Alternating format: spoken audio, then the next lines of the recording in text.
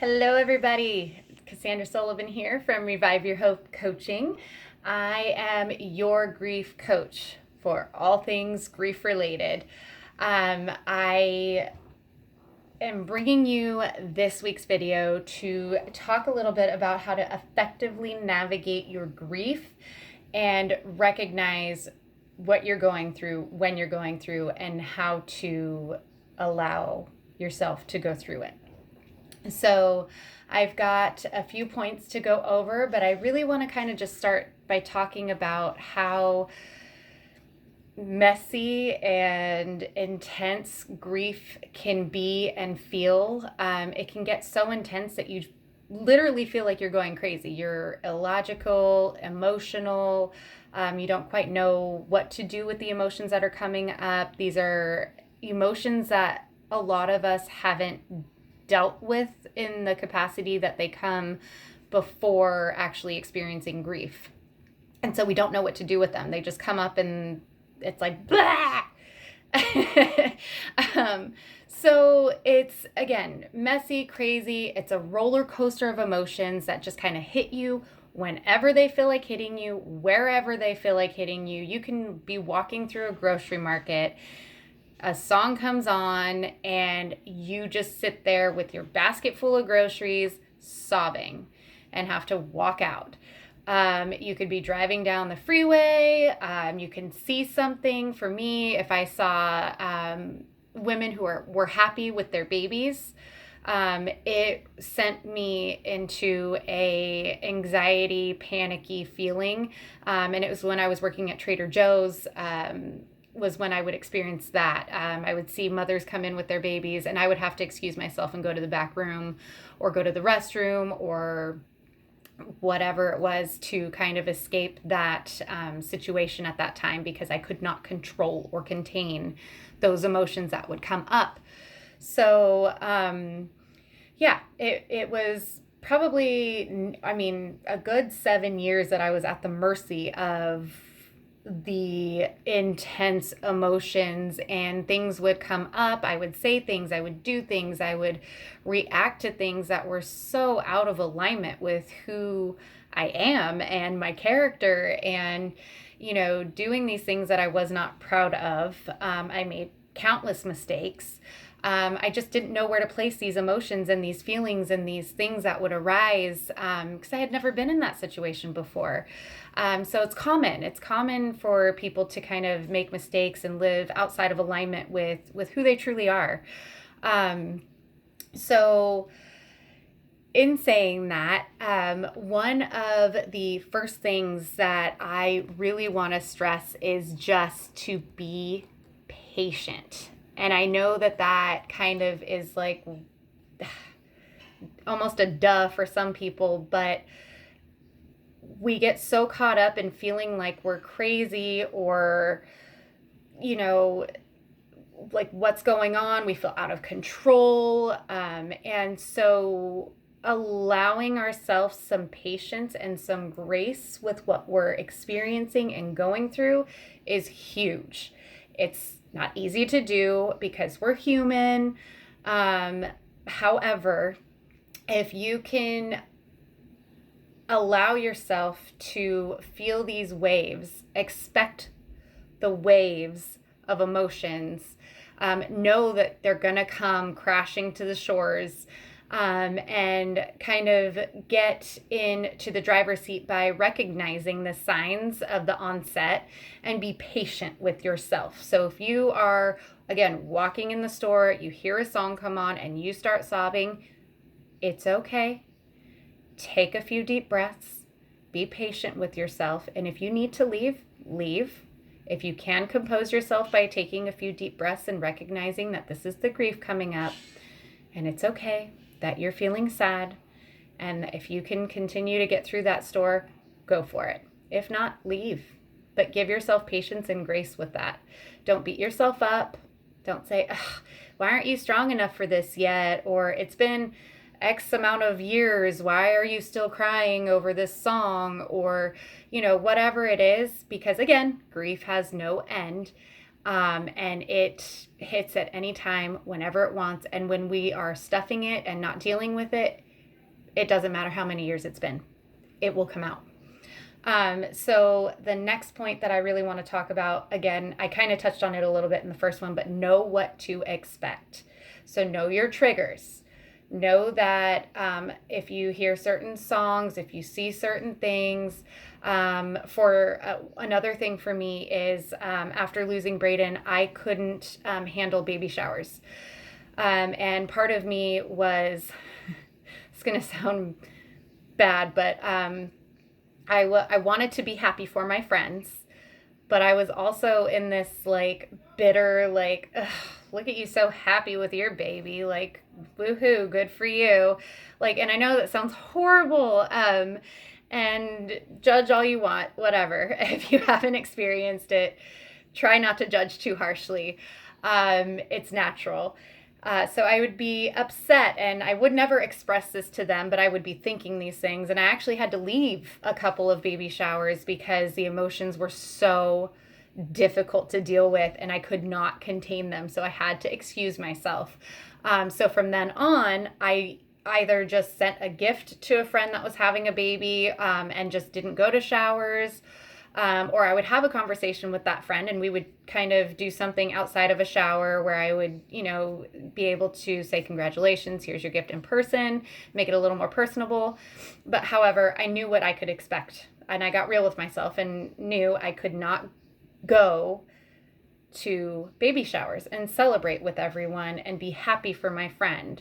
And in those times, they need to be surrounded by love and stuff. And it's not that you don't love them and you're not happy for them. You're just hurting so bad. So it's normal and it's okay to have these emotions and feelings. They are normal. And I think I say this in every video.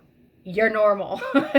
So again, just know what to expect and be patient. So those are the first two. I am going to jump into the next one, which is allow.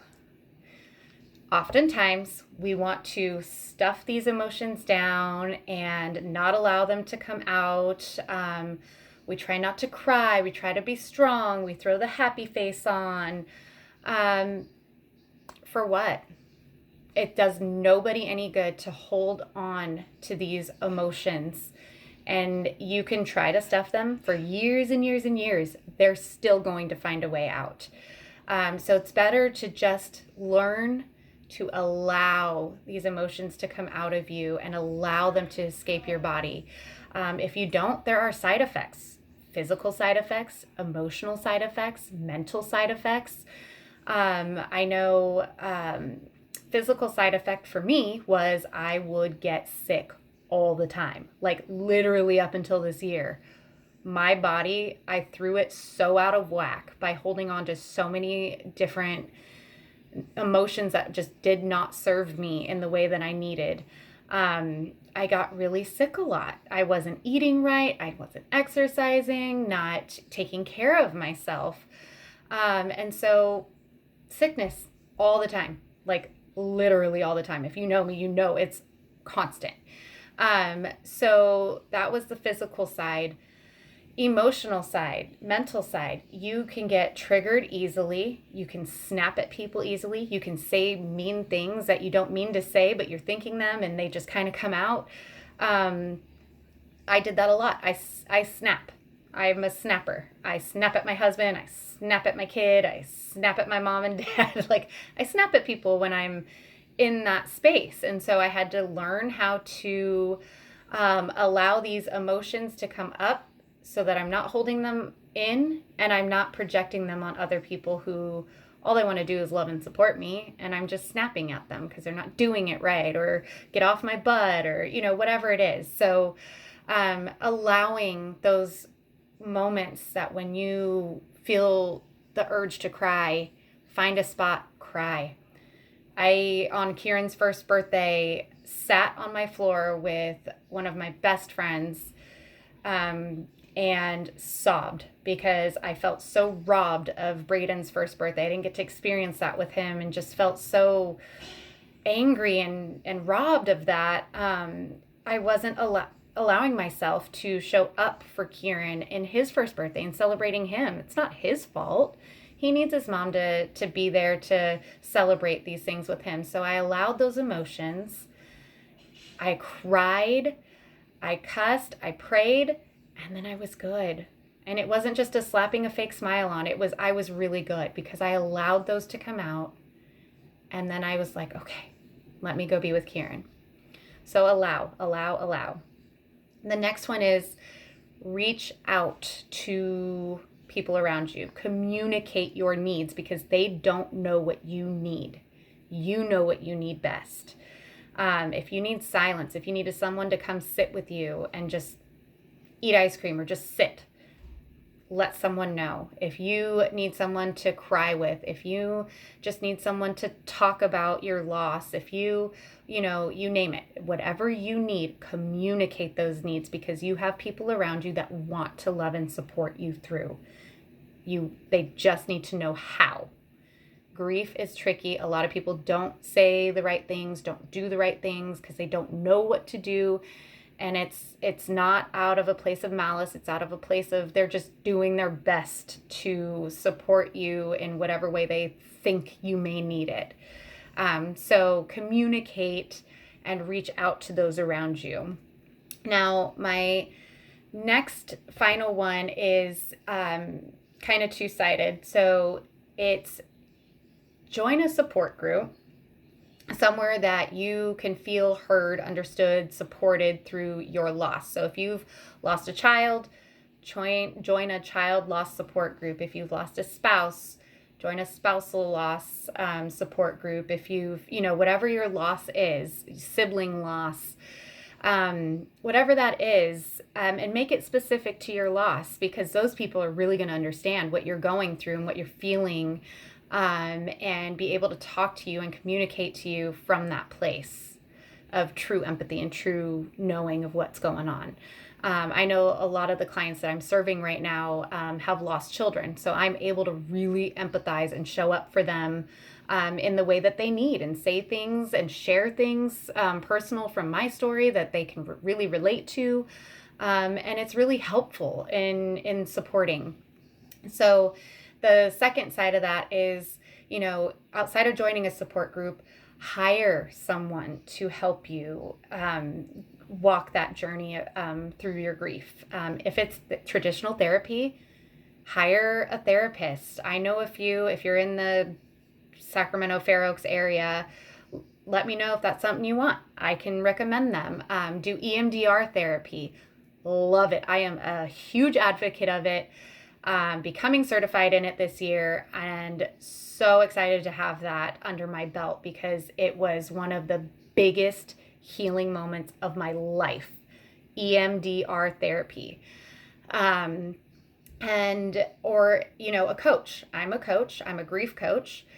I can totally walk that journey with you if you're ready to step into that acceptance and that healing and accepting that this is your new reality, that this is the life that you have now.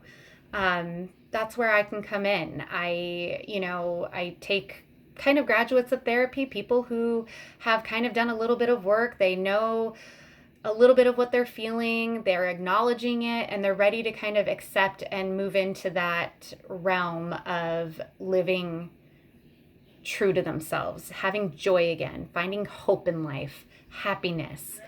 And if that's something that you're ready for, hit me up, call me, email me, Facebook me, Instagram me, YouTube me, whatever, and let's chat. Even if it's to recommend you to someone else, like a therapist or another coach or a support group, whatever that is for you, I just want to support you in that. So I hope that this video has helped in some way.